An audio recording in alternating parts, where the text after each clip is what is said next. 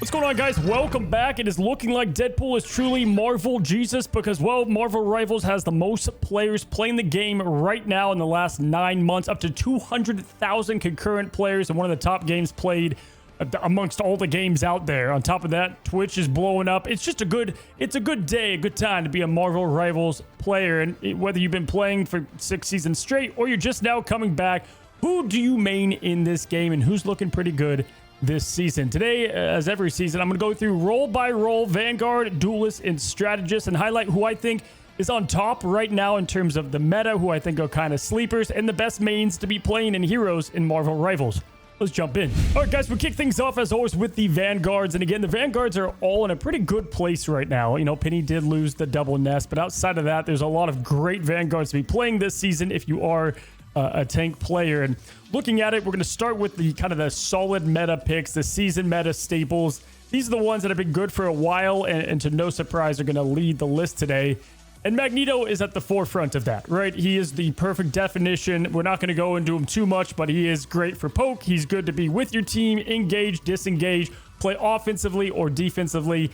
The guy can do it all with the double bubble. And now with Cloak and Dagger, you know, a little spoiler for later, kind of on the rise. Obviously, his meteor is going to be that much more clutch to nail. You're going to see more Cloak and Daggers in your games. And so Magneto's just going to continue to be the tank of tanks, right? Work on the animated icon because you're going to be playing a lot this season. Now, moving on, another just obvious. We have Emma Frost, just the mother against Dive. Just got a buff, so her primary is that much better to really command the battlefield, the payload, whatever it might be. Her ultimate continues to be slept on. Really good to shut down Gambit, you know, Star-Lord, some of the more powerful ults in the game.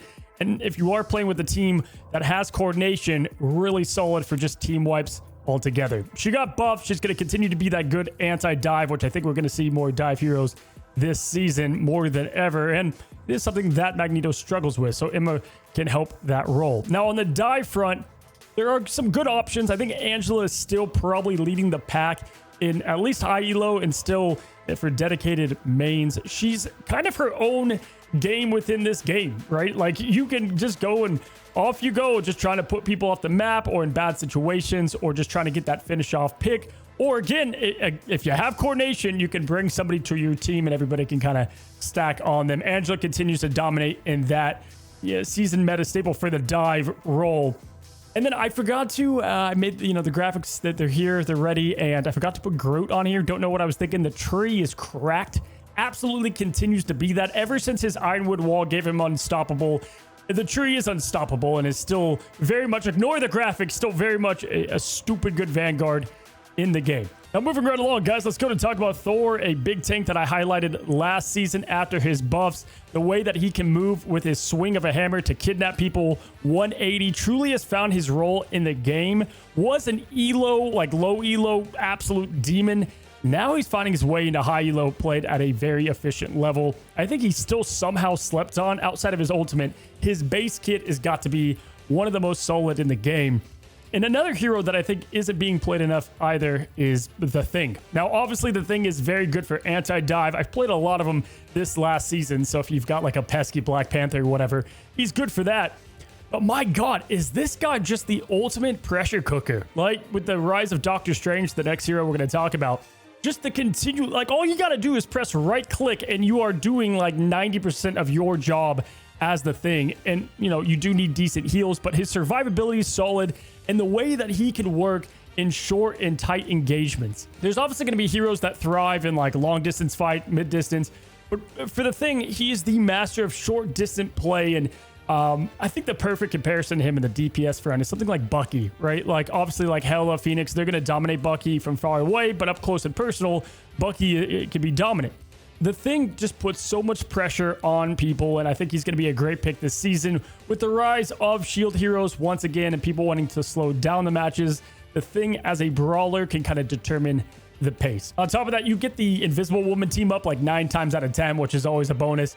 I just feel like if you want a super easy way to kind of lean into the Vanguard role, just pick up the Thing into your hero pool. Definitely very solid. And he's great against Doctor Strange, which is perfect because we will go into what they've done for this guy and his buff. Now, obviously, his AoE pop is a little bit better, can do about 260 damage, which is nice when you're doing the Agamotto. But truly what helped this guy out is the way that you can cancel his Cloak of Levitation. Guys, if you don't play a lot of Strange, maybe it doesn't feel that big of a deal. But the way that this guy can maneuver now is crazy. He can engage and do awesome Agamottos. I played the hell out of this guy yesterday. Insane Agamottos, but also if you're just like trying to get someone that's, you know, escaping, bam, you quickly just use that momentum and then throw the primary at them. You can escape a lot easier and get out of sticky situations, and you're way less predictable, which is just going to complement his entire kit. I think Doctor Strange might see the biggest rise in terms of play rate of all the Vanguards across all the elos, which is much needed for the Sorcerer Supreme. Didn't really get a lot of love the last season and has been in a weird spot for the most part. Now, also, I do want to touch on the Hulk, who did get some changes and people were feeling like they weren't much of anything, kind of a nothing burger.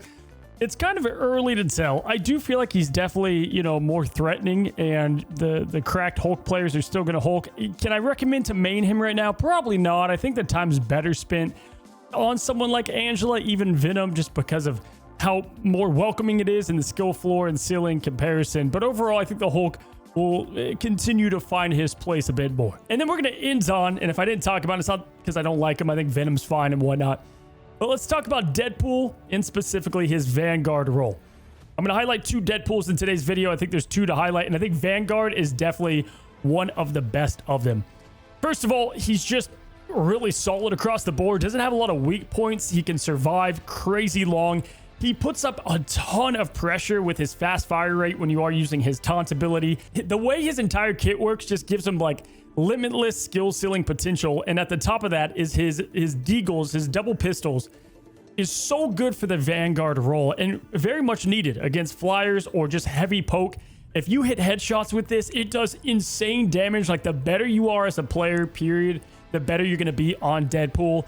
The main challenge is just trying to lock him from other people that want to play him right now. But I think Deadpool and the Vanguard specifically, with his ultimate, with the way his kit works out for that position, might be one of the best. And a good thing because, you know, we always need more tank players in the game, and Deadpool is very good as Vanguard pool, as people like to call him. All right, so that's going to be it for the Vanguards. Let's move on to the Duelist. There's a lot to choose from. Again, let's start with kind of the season meta staples. Time after time, we don't have to keep bringing them up, but we're going to, just because if you're just now jumping in, especially with Season 6 having so many new players, let's talk about it. Okay, so first you got the hit scans. These are far and away the best way to carry games as DPS. If you want to truly make a difference and you are mechanically gifted from God above, there's no reason you shouldn't be playing Phoenix, or Phoenix's band, play Hela.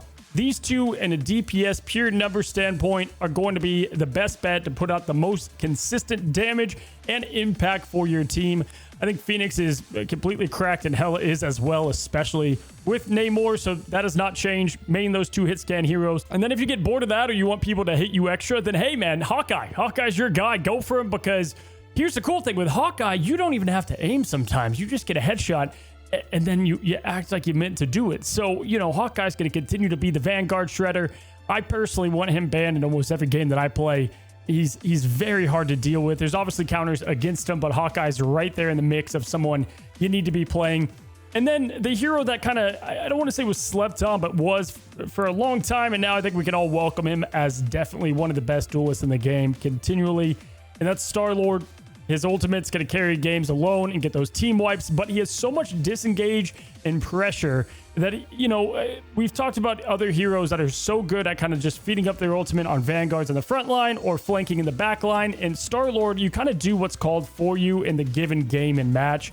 There's so much survivability tools that he has. His rocket team up is good. There's not a weak part of his kit, and so Star-Lord is going to be a must main if you want to do something a little bit different in terms of the top meta heroes that isn't the hit scan favorites. Now, obviously, Duelist has the most roles to it, so there's so many to play, so many to talk about. But Namor is probably my favorite standout of the ones that have rised the most this season. They wanted to make where he's not as dependent on Hela or Hulk or whoever the hell they decide to give him the next team up with.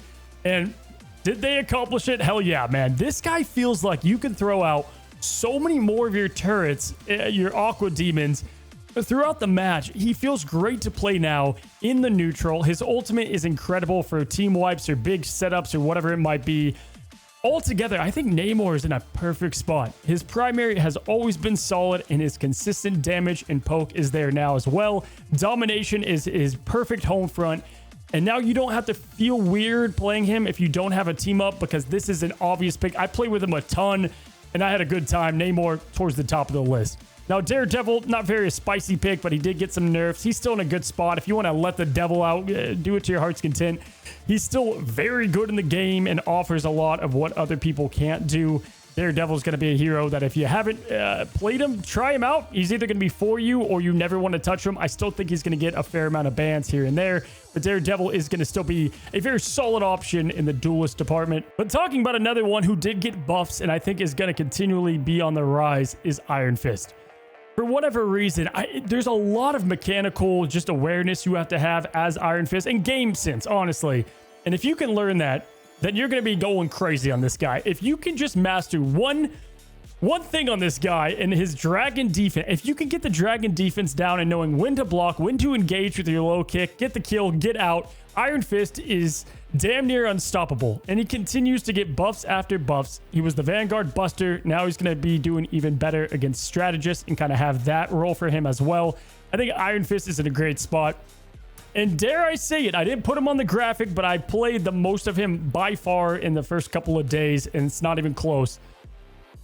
Dare I say, I think Black Panther might be back. Now, is he back for the general use? No. Does he have a billion counters in the game? Absolutely. But the way that his extra damage works now and his damage reduction is a thing of beauty, man. I'm having a blast on this guy, running lobbies, having a great time. So if you played the hell out of this guy, learn him again, get back into him. I do think Black Panther has a good shot of kind of returning back into the game in some form or fashion. Now, obviously, there's so many I didn't bring up, like Bucky, who has not been nerfed. He's a clear favorite. Play him.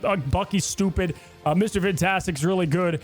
Even Deadpool, I think, in the duelist front is solid. I do think he's better in other roles. But we gotta bring up Moon Knight. We'll end the list with who I think has just been a staple pick. Season after season, elo doesn't matter where you're at. Most of the time, you're able to farm up ult, get the pressure, get team wipes, and just do such a good job carrying for your team in certain predicaments and maps. I gotta say, I just love Moon Knight. I think he's in a great spot. He's continued to be ever since his 5% damage increase, and all you really gotta do is learn where to go, what position to be at, and kind of where to put your onks. If you do that, you don't need to have crazy mechanics to honestly run lobbies. I think Moon Knight continues to be in a stupid good spot in Rivals. And lastly, guys, we end with the Strategist, and kind of like the Vanguards, they're all in a pretty good spot right now. And we got to highlight some small changes. Last season, Gambit, Invisible Woman, they carried pretty much every lobby. This season, it's pretty close to the same, but we have some new additions in who I think are the queens of the lobby. It's going to be Invisible Woman, who I still think is towards the top of by far the best strategist or in there. And she offers obviously something different. I think she's a majority counter against so many different heroes in the game that she's a must pick in a lot of given situations. Gambit did get a heavy nerf, but he still is going to be just fine. The way his ult works, he's going to have that much pressure and offer something for the team that those others can't. So just depending, I would say almost more defense, you would go Invisible Woman if you're that oriented of a more passive, strategist, or more aggressive with a dive comp, or just in general of a player, Gambit's the way to go. And then Deadpool's that, I don't want to say happy medium. I think he leans more towards the offense side, but I think Strategist pool is really solid. I wasn't even trying, and I was getting really good heal numbers, awesome damage numbers, and it feels like, not that he's overtuned, but it feels like the way that his ultimate works too is kind of busted. The way that you're able to trigger the pass of the test or whatever on your own teammates is something that feels really easy to accomplish, and his upgrades feel much more impactful on this role than the others.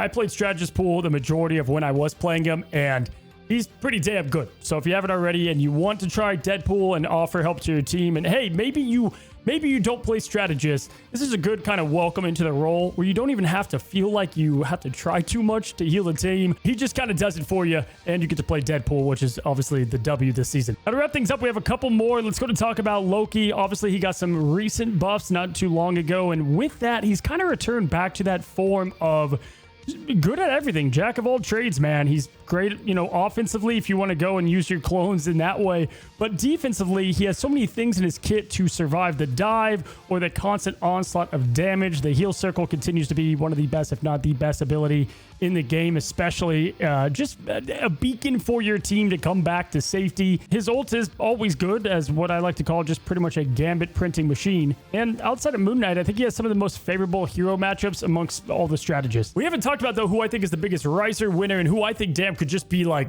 the hero this season, and it's Cloak and Dagger. The way that they've done the separate cooldowns where, given the situation, you can do, you know, 2 curtains, 2 terror capes, whatever, is kind of crazy. Now, when you, like, if you want to do one after the other, it's kind of a nerf in some ways, but it gives you way more flexibility for the given moment. That 2 terror capes, maybe you missed one, or you want to double stack on a team with coordination's awesome. If you want to just get burst amount of healing, it's crazy. And the bubble now with the instant heal is just so much better feeling across the board. I think Cloak and Dagger, their kit has now been tweaked enough where they can fit in perfectly with the other strategists, and outside of being very easy to play on a skill floor level, can just offer so much to the team without like hyper focusing on doing, you know, the role of the strategist. I love him right now. I was playing him and having a good time. So, you know, listen, Rocket, Jeff, Mantis is crazy. Those are the good ones, though, that I want to highlight for now and who I would main in Season 6. And that's pretty much going to do it, guys. That's going to highlight today's list. There's so many heroes in this damn game now. Don't want to make this video, like, you know, an hour long. So those are just my personal, like, standout favorites. Again, be on the lookout. I'll be doing some really quick, like, 5-minute guides for all these heroes that I'm going to be releasing a ton of. So if you just want to quickly pick up one of these mains, learn the, you know, core kit on how to play them, subscribe down below, and good luck out there in Season 6. Have a good one. Have a great one. Till the next one, guys. Happy rivaling.